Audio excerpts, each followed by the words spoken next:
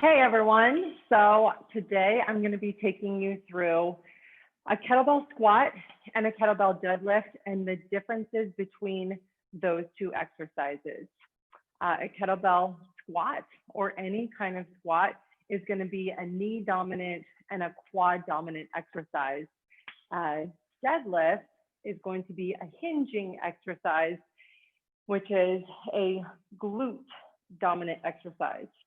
So foot position for a squat is going to be hip distance apart or a little bit wider. And typically our toes are going to be pointed more out. In a squat, and I'm going to show you this 45-degree angle because you can see a little bit more of what's going on. In a squat, we want to corkscrew our feet into the ground. So kind of an outwards rotation, turning your glutes on. I'm just going to show you some body weight first, and then I'll add the kettlebell. In a squat, we want to point our hips out and back, and we're going to bend a lot through the knees, pulling the knees out over the pinky toe, sitting your hips down and back, and your chest is up. The bottom of the squat, as you can see, hips are at least parallel, if not a little bit lower than the knees. Chest is up, and we can stand it up at the top, shoulders over hips, hips over heels. Now for a kettlebell squat, we can go ahead. This is the easiest way to demo. Is we're going to be in a two-handed goblet position. So two hands on the horns of the kettlebells, elbows pointed down. Again, I'll show you that 45-degree angle. As we lower ourselves into the squat, we're going to once again find that hips are lower than the knees or same level, and shoulders are higher than your hips and your knees. At the bottom of your squat, you want your elbows inside those knees, and you want your knees pushing out over your pinky toes. We'll stand it up. So that's your squat. I'll give you another angle here. Knees driving out over the pinky toes, chest is up, hips are higher than lower than the knees. As I'm looking here, I'm seeing my hips are uneven, so I'm trying to adjust that. And then we'll push the floor away as we stand. So that's going to be our kettlebell squat. For a deadlift, woo, already getting warm. For a deadlift, our feet are going to be hip distance apart, but we're going to go more parallel. So toes and heels are going to be in the same line. Sorry, getting way too hot up in here. Toes and heels in the same line, and it is going to be a glute or a hip dominant exercise, which means not as much bend through the knees, more bend through the hips, working more of your glutes than your quads.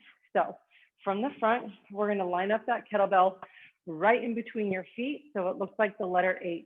Here's the sides, here's the cross of that H.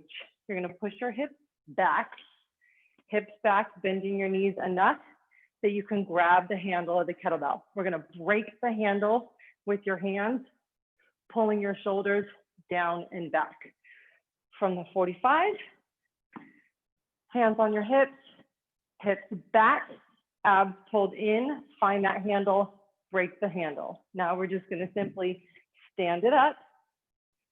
Arms are kind of, not loose, but not super rigid either. You don't want to be here, and then the kettlebell's here. Just relaxed. Kettlebell's hanging just between your legs. Hips back, abs pulled in. You're going to find the ground and stand it up. You'll notice my knees are not bending as much as they were in the squat at the bottom of the deadlift. Shoulders higher than your hips, hips higher than your knees, as opposed to the bottom of your squat, which is here. Okay, so bottom of the squat, bottom of the deadlift. Hopefully that makes sense. Shoulders still higher than your hips in both of them. In the deadlift, hips higher than your knees.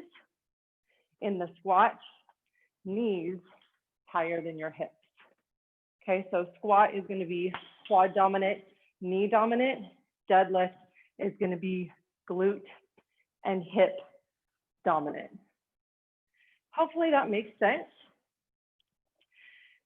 If you want to keep learning about glute or hip dominant exercises, I'm going to show you the kettlebell swing, which is a very popular ballistic kettlebell exercise.